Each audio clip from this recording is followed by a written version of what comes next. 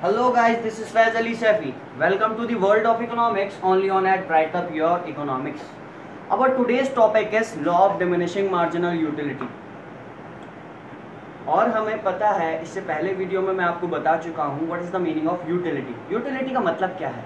Utility का मतलब हुआ the satisfaction power of the commodity. किसी कमोडिटी से मुझे कितना सेटिस्फैक्शन मिल रहा है उसको मैं यूटिलिटी बोलूँगा टेक्निकल लैंग्वेज में. Now the utility is divided into two part. ये यूटिलिटी दो तरह की होती है. First one is total utility and second one is marginal utility. Marginal utility का मतलब क्या हुआ? मार्जिनल यूटिलिटी का मतलब हुआ कि द एडिशनल यूटिलिटी मतलब एक यूनिट कंज्यूम करी इतना सेटिस्फैक्शन मिला. अगर मैं नेक्स्ट यूनिट उसी कमोडिटी की नेक्स्ट यूनिट को कंज्यूम करूंगा तो मुझे कितना सेटिस्फैक्शन मिला. It is known as marginal utility. And total utility it is the addition of marginal utility. और in other words we can say that the total satisfaction which is derived after the consumption of all the units of the commodity. किसी commodity की सारी units को consume करने के बाद मुझे जो सेटिस्फैक्शन मिल रहा है उसको हम टोटल यूटिलिटी बोलेंगे. नाउ तो law of diminishing marginal utility क्या है? डिमिनिशिंग का मतलब होता है डिक्लाइन आना, कम होना. मार्जिनल यूटिलिटी मतलब एडिशनल सेटिस्फैक्शन. तो इस लॉ के बारे में मैं आपको थोड़ा सा बताता हूँ. This law is propounded by H.H. Gossen in 19th century में इस लॉ को H.H. गॉसन ने दिया.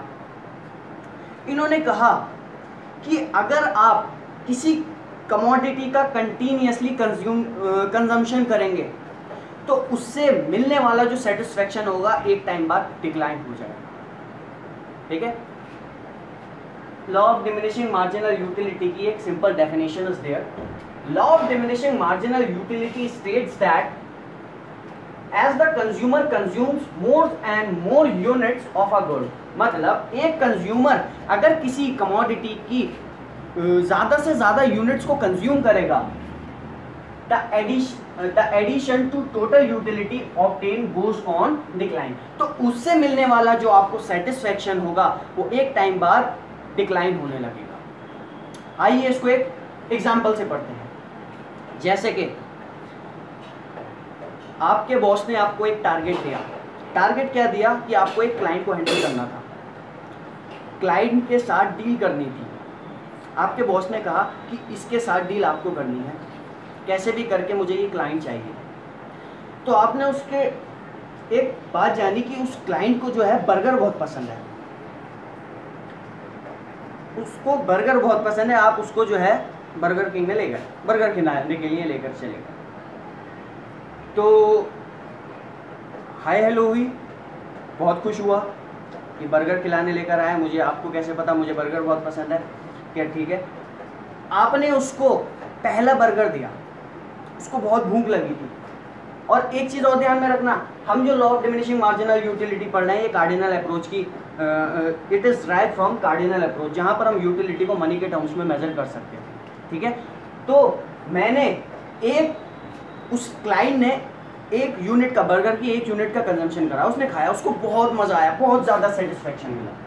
10 रुपीज़ का सेटिस्फैक्शन मिला उसको. बहुत भूख लग रही थी, भूखा था बेचारा. उसके बाद क्या हुआ,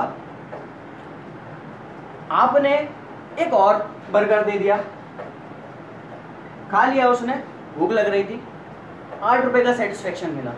एक और दे दिया 6 रुपए का, एक और 4, फिर एक और दे दिया 2. अब मना करने लगा, कहने लगा रहने दो 0. आपने फिर एक और दे दिया तो वो मना करने लगा. उसने अपनी प्लेट जो है सामने से हटा दी. नेगेटिव रिएक्शन, यूटिलिटी जो है नेगेटिव में पहुंच गई. आपने फिर और उसके सामने रख दिया. अब तो भाई बहुत गुस्सा आ गया, मुंह पे मारा बर्गर फेंक कर. अगर आपको ये लॉ पता होता तो आप ऐसा नहीं करते.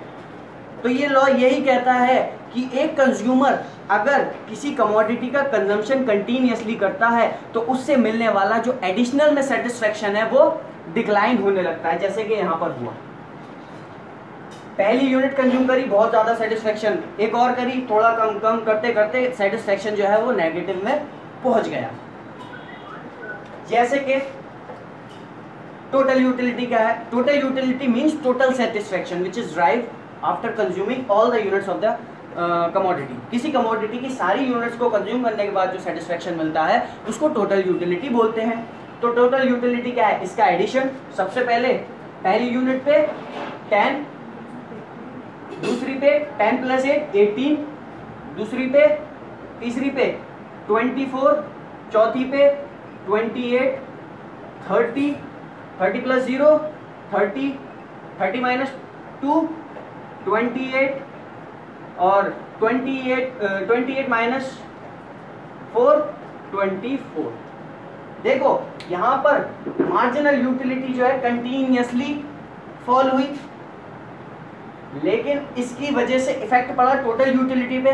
पहले ये इंक्रीजिंग रेट से इंक्रीज हुई, फिर कांस्टेंट, फिर डिक्रीज होना शुरू हो गई। यही कहता है हमारा law of diminishing marginal utility.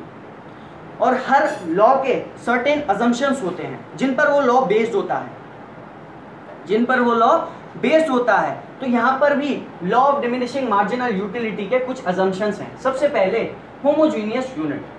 Homogeneous unit का मतलब हुआ कि जो कमोडिटी है वो सारी, उसकी सारी की सारी यूनिट्स होमोजीनियस होनी चाहिए, मतलब ओवरऑल क्वालिटी सेम होनी चाहिए।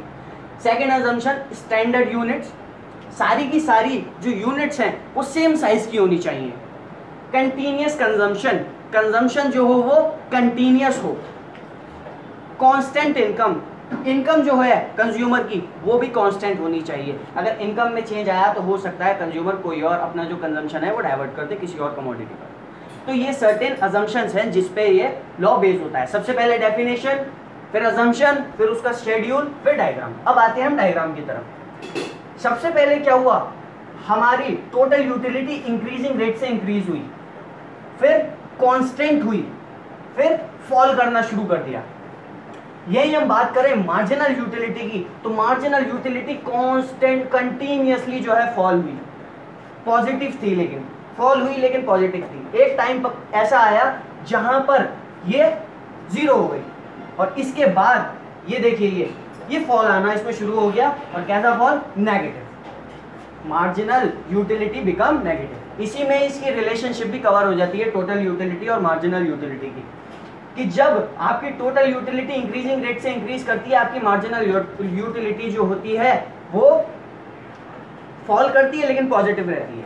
जब ये कांस्टेंट होती है, ये देखिए कांस्टेंट 30, जब ये कांस्टेंट होगी तब आपकी टोटल मार्जिनल यूटिलिटी जो होगी वो 0 होगी। जैसे ही आपकी टोटल यूटिलिटी फॉल करना शुरू करेगी वैसे ही मार्जिनल यूटिलिटी जो है नेगेटिव हो जाएगी। This is sufficient for today guys. अगर मेरी वीडियो आपको पसंद आ रही है तो अपने फ्रेंड्स के साथ शेयर कीजिए, लाइक कीजिए, सब्सक्राइब कीजिए, कमेंट कीजिए और मेरी वीडियो से पढ़िए।